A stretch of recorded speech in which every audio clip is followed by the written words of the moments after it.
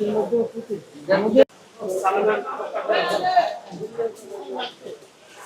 পলির তো আমাদের দেশে নিষিদ্ধ করতেই পারতেছে না। যে নিষিদ্ধ করতে পারতো তাহলে জলবদ্ধতার কবলে আমাদের পড়তে হতো না। নিউ মার্কেটের পানি ঢুকে লেগে আমাদের এই নিউ মার্কেট লেগে নিচা, এই যে আজিমপুর কবরস্থানটা দেখতেছেন, এখান দিয়ে আপনি যে দেখেন এখান দিয়ে ডল দিয়ে পানি নামতেছে, পুরো কবরস্থানের পানিটা আপনি নিউ মার্কেট, আর নিউ মার্কেট সব জায়গা থেকে নিউ মার্কেটের লেগে একটু নিচা, সেই জন্য নিউ মার্কেটে আপনার পানি হয় বেশিরভাগ সময়, একটু বৃষ্টি হলেই আপনার পানি হয় এখানে।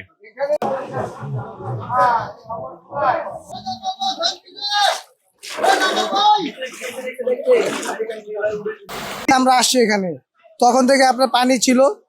এখন আপনার প্রতি বছরই এরকমই হয়, কিন্তু সিটি কর্পোরেশন থেকে কোনো পদক্ষেপ এখন তো নেওয়া হয় না। ড্রেনে আপনার এবার ঘুরে ড্রেনে কাজ হয়, কিন্তু প্রতি বছরই আমরা ডুবে থাকি। প্রতি বছরই লক্ষ লক্ষ টাকা আমাদের ক্ষতি হয়। এখনো অনেক দোকান ডুবে গেছে, আপনি খেয়াল করলে দেখতে পারবেন অনেক দোকান ডুবে গেছে। এরকমই হচ্ছে ভাই, কিছু করার নেই। কবে এটা ঠিক হবে আল্লাহ ছাড়া কেউ জানে না। আমাদের সকাল থেকে পানি আর কি আস্তে আস্তে বাড়া শুরু করছে, আর ক্ষয়ক্ষতি বলতে নিচে যে মালগুলো আছে সব ভিজে গেছে আর কি। নিচের যেগুলো আছে বেশি অর্ধেক মাল ভিজে গেছে আর কি। না কারোর সাথে কেউই আসে নাই, কারোর সাথে কোনো কথা হয় নাই। প্রতি বছর ব্যবসায়ী আমরা ভুক্তভোগী আর কি, আমরা ব্যবসায়ীরা, সাধারণ ব্যবসায়ীরা ভুক্তভোগী হয়েছে আর কি। ক্ষয়ক্ষতি বলতে বৃষ্টি তো নিম্নচাপের বৃষ্টি সকাল থেকে হচ্ছে। আমরা সকাল 10টার সময় আসছি, তখন পানি একবারে নিচে ছিল।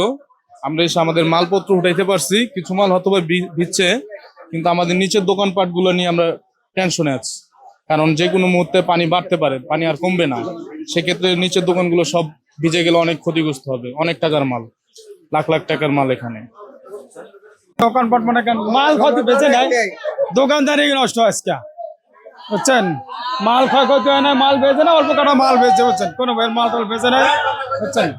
তো পানি হয়েছে অনেক বেশি, মানে ক্ষয়ক্ষতি যাও আল্লাহ ভরসা, আল্লাহ পাক পানি দিয়েছে, বৃষ্টি দিয়েছে, রহমতের পানি, সব আল্লাহ ভরসা ভাই। পানি উঠেছে আপনার যখন 9টা বাজে আসলাম তখন থেকেই দেখি পানি, কিন্তু এখন আস্তে আস্তে পানি বাড়তি আছে। আর এই পানি যে না বাড়ে এটার জন্য কোনো ব্যবস্থাই না হচ্ছে না। ব্যবস্থা যদি না হতো তাহলে এত পানি বাড়তো না। আর সবচেয়ে বড় কথা হইলো, যখন উপদেষ্টা ছিল, উপদেষ্টারাও চেষ্টা করেছিল যে বিষাক্ত এই যে পলি উঠাই দেওয়ার জন্য, তিনিও পারেনি, বর্তমান সরকারও পারেনি।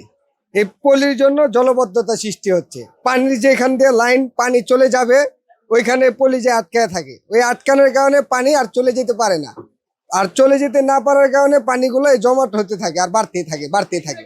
আপনি দেখেন চট্টগ্রামে বৃষ্টি হয়েছে, চট্টগ্রামে সব ডুবে গেছে গা। কি কারণে হয়েছে? মূল কারণ হয়েছে পলি। এই পলিগুলো যেখান দিয়ে পানিগুলো চলে ওই জায়গাগুলো আটকে গেছে গা, এই পলির জন্যই।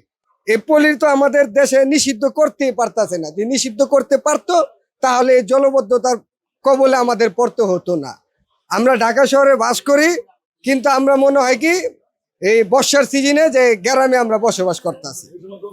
আশা করি যে বর্তমান সরকার, মাননীয় প্রধানমন্ত্রী, তিনি এটা নিয়ে দ্রুত ব্যবস্থা নেবেন।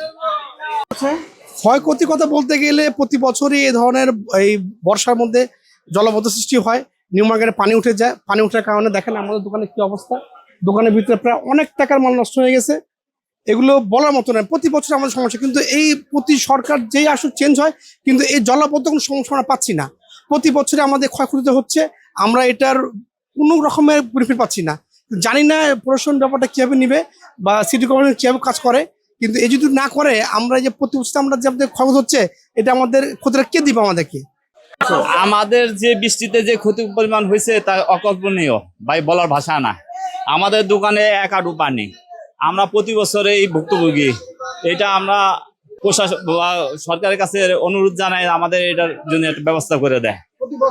প্রতি বছর বৃষ্টি বেশি ভারী বৃষ্টি হইলে এই পানি জন্য যায়, মানে আপনি নিজে বাস্তবে দেখতে পাচ্ছেন আমাদের দোকানের ভিতরে দেখেন কি অবস্থায়, মাল ঠাল উঠাইয়া কই, এত মাল ঠাল কই আমরা যাবো, কারণ আমাদের মাল সরানোর কোনো ব্যবস্থা নাই।